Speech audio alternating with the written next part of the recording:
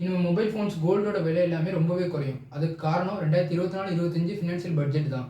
Finance minister Nirmala Sitharaman budget தாக்கல் பண்ணும்போது mobile phones கோல்டை பற்றி என்ன சொல்லியிருக்காங்கன்னு தெரிஞ்சுக்கிறதுக்கு முன்னாடி இந்த மாதிரி டிஃப்ரெண்ட்டான இன்ஃபர்மேஷன் இல்லை கரண்ட் அஃபேர்ஸ் செஞ்சுக்க சேனல் சப்ஸ்கிரைப் பண்ணிடுங்க. இந்த பட்ஜெட்டில் அக்ரிகல்ச்சர் மினிஸ்ட்ரிக்கு 1,52,000 கோடி ஒதுக்கியிருக்காங்க. எக்ஸ்டர்னல் மினிஸ்ட்ரிக்கு 22,000 கோடி ஒதுக்கியிருக்காங்க. ஹோம் மினிஸ்ட்ரிக்கு 2,19,000 கோடி ஒதுக்கியிருக்காங்க. ரயில்வே மினிஸ்ட்ரிக்கு 2,62,000 கோடி ஒதுக்கியிருக்காங்க.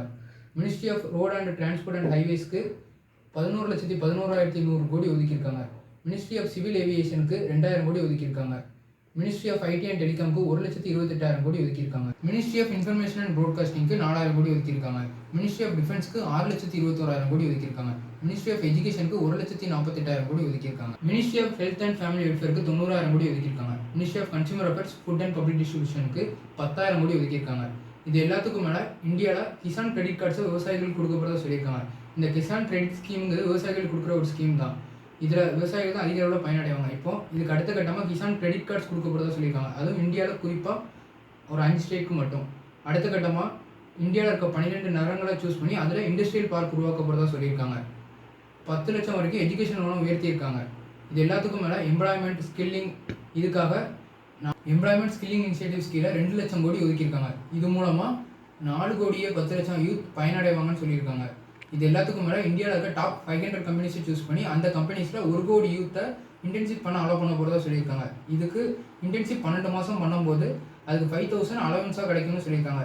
இந்த 5,000 அலவன்ஸ் அது மட்டும் இல்லாமல் இன்டர்ன்ஷிப்புக்கு போகிற ஸ்டூடெண்ட்ஸோட ட்ரைனிங் கொடுக்குறது, இந்த ட்ரைனிங் காஸ்ட், இன்டர்ன்ஷிப் காஸ்ட் எல்லாத்தையுமே கம்பெனிஸ் அவங்களோட சிஎஸ்ஆர் ஃபண்ட்ஸ் மூலமாக பண்ணணும்னு சொல்லியிருக்காங்க. சிஎஸ்ஆர்னா கார்பரேட் சோஷியல் ரெஸ்பான்சிபிலிட்டிஸ். ஒரு கம்பெனி இருக்குன்னா அந்த கார்பரேட் சொசைட்டிக்கு என்ன ரிட்டர்ன் கொடுக்குறாங்க, சேரிட்டி கொடுக்குறது தான் சிஎஸ்ஆர்னு சொல்லுவாங்க, corporate social responsibilities. Indian companies act 2013 படி எந்த ஒரு கம்பெனியாக இருந்தாலும் இந்தியாவில் மினிமம் 2% சேரிட்டி கொடுக்கணும். ஸோ இந்த இது மூலமாக இந்த இன்டர்ன்ஷிப் காஸ்ட் ஆகிற செலவில் 10% சிஎஸ்ஆர் ஃபண்டில் அலவன்ஸாக கொடுக்க சொல்லியிருக்காங்க வர ஸ்டூடெண்ட்ஸ்க்கு.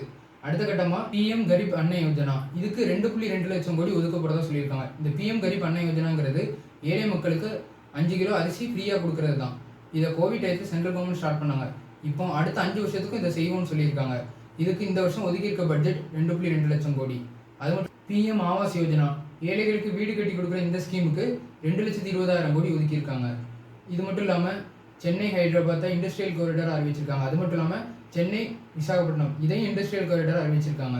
இது எல்லாத்துக்கும் மேலே அசாம் தான் எல்லா வருஷமுமே பிரம்மபுத்திரா நதியில் ஏற்படுற வெள்ளத்தினால அதிக அளவில் பாதிக்கப்படுறதுனால அசாம் மட்டும் இல்லாமல் உத்தரகாண்ட், ஹிமாச்சல் பிரதேஷ் இந்த 3 ஸ்டேட்டுமே ஒவ்வொரு வருஷமும் வர வெள்ளத்தினால அதிக அளவில் பாதிக்கப்படுறதுனால இவங்களோட ஃப்ளட் ரிலீஃபுக்கு 11,500 கோடி ஒதுக்கியிருக்காங்க.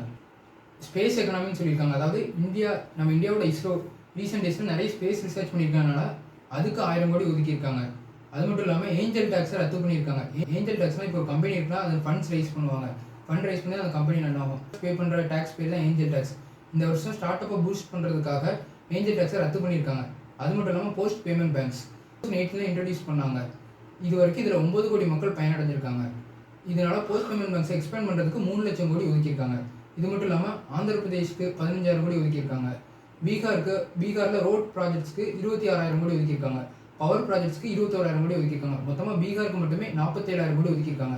அது மட்டும் இல்லாமல் மொபைல்ஸ்குள்ள கஸ்டம் டியூட்டிஸை 20% 15% குறைச்சிருக்காங்க. மோஸ்ட்லி நம்ம இந்தியாவில் நம்ம பயன்படுத்துகிற எல்லா மொபைல்ஸ் ஃபோனுமே இந்தியாவில் மேனுஃபேக்சர் ஆகுது கிடையாது.